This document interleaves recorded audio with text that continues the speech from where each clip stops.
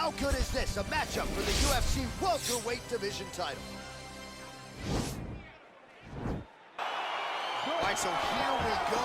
The weight and the height gives way to the action right here on one side. Maybe the division's most well-rounded fighter, taking on arguably the biggest submission threat in this division. Because he's such a great submission grappler, I believe that this is the most dangerous fight for him in the division. Wow. He needs to maintain his pace, stay away from this guy at all costs, and force him to stand up. And they're exchanging leather early.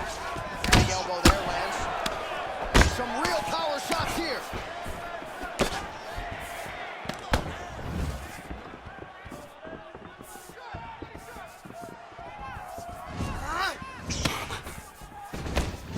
Punch there by Diaz.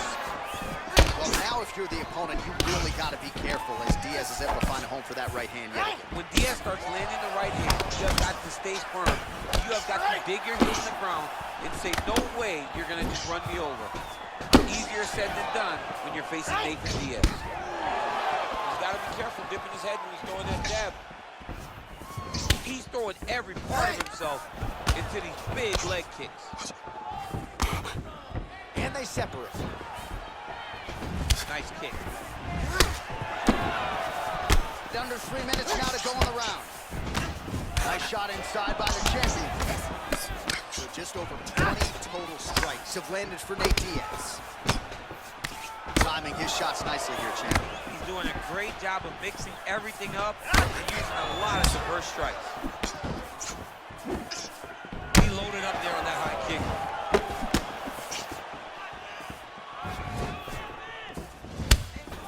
Just over 2 minutes to go in what has been a furious round one.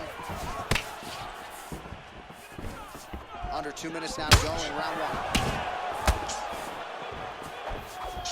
Oh, head kick blocked by Diaz, and he lands the knee to the body.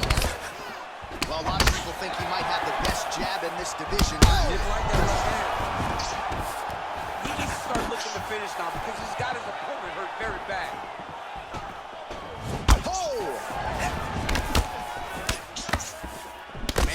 Shots nicely. It's like Tom Brady out there. He hasn't missed the target. I mean, you insist on bringing in Tom Brady. Stop it. John, stop it. Nice punch by Diaz. Man, how good is that jab from Nate Diaz? Almost as if he's been doing it for 20 years, right? I mean, he has been doing it. You know, he's got a great boxing coach in Richard Perez, a guy that he believes in, a guy that has allowed him to gain the confidence to stand with the best strikers in the world.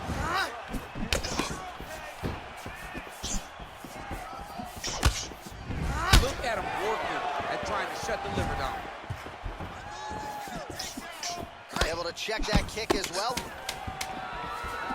Throws the right hand there. Oh, man, how is he? So a strong 5 minutes. We are early round two. Offensive fight. Nice job to block the shot there. Look at the force behind that leg. Oh, right punch followed by a left there by Diaz. Well, the right hand has been there at times, not that time. Oh, that's a good right hand. Big, powerful punch lands. Now he gets back to range. And both fighters exchange in the pocket. Oh, he lands a hook there, Now his opponent's really on the ropes. His opponent's on Beat Street. He's hurt so bad. I don't know what he's going to do to stay in this fight. So a big knockdown for him in the previous round.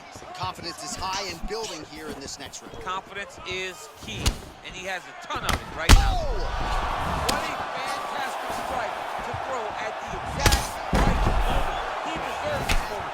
Go finish the fight. Now goes in and secures the takedown.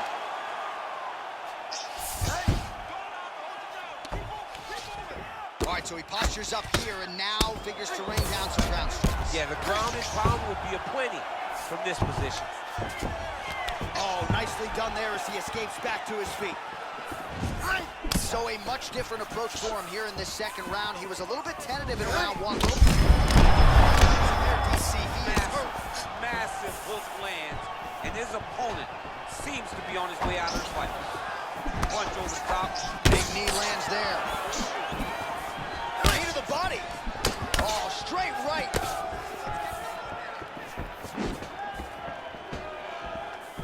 He's looking to land the right, just out of range. Look at the whip action that comes from him throwing that kick. Oh! He's in trouble. He's hurt bad.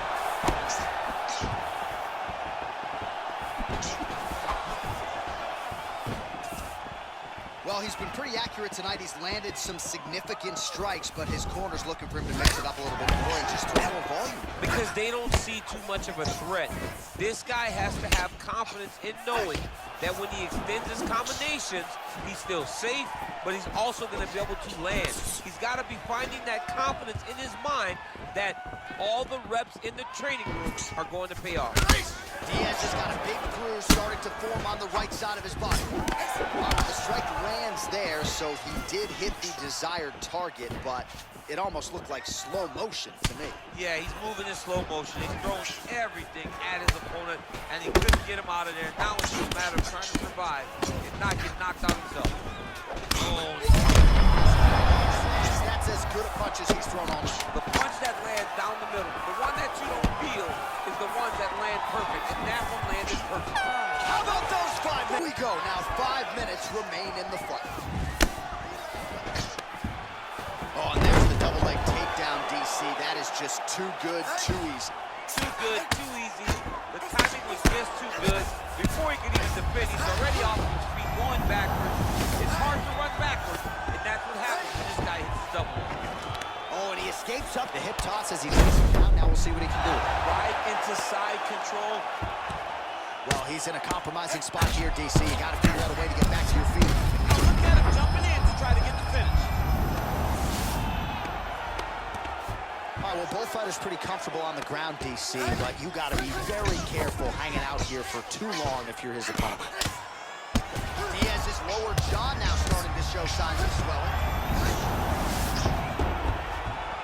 And they both stand up.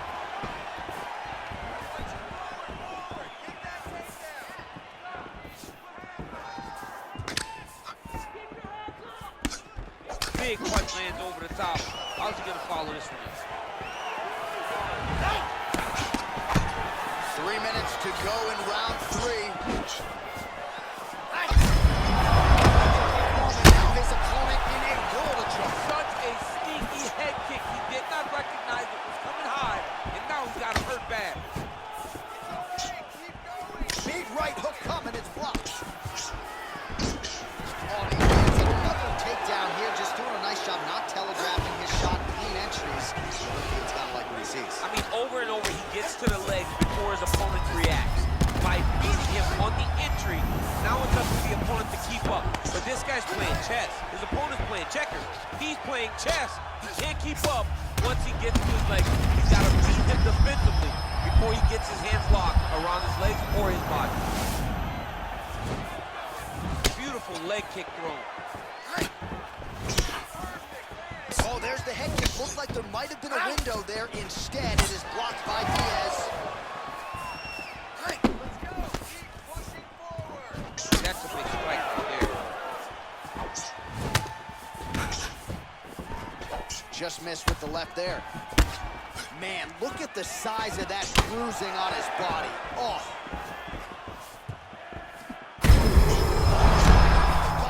I'm not sure his opponent knows where he is. No, he doesn't know where he is. He's hurt real bad.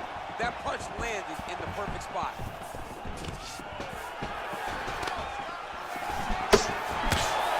And that one certainly...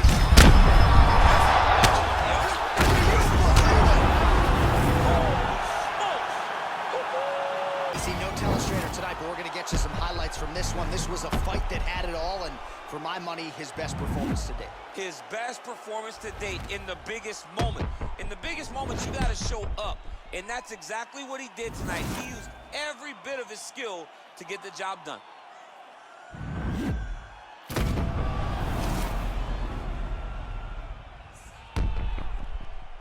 Now we go inside the octagon. Bruce Buffer with the official decision. Ladies and gentlemen, referee Herb Deans called a stop to this contest at 4 minutes, 35 seconds of round number 3. Declaring the winner by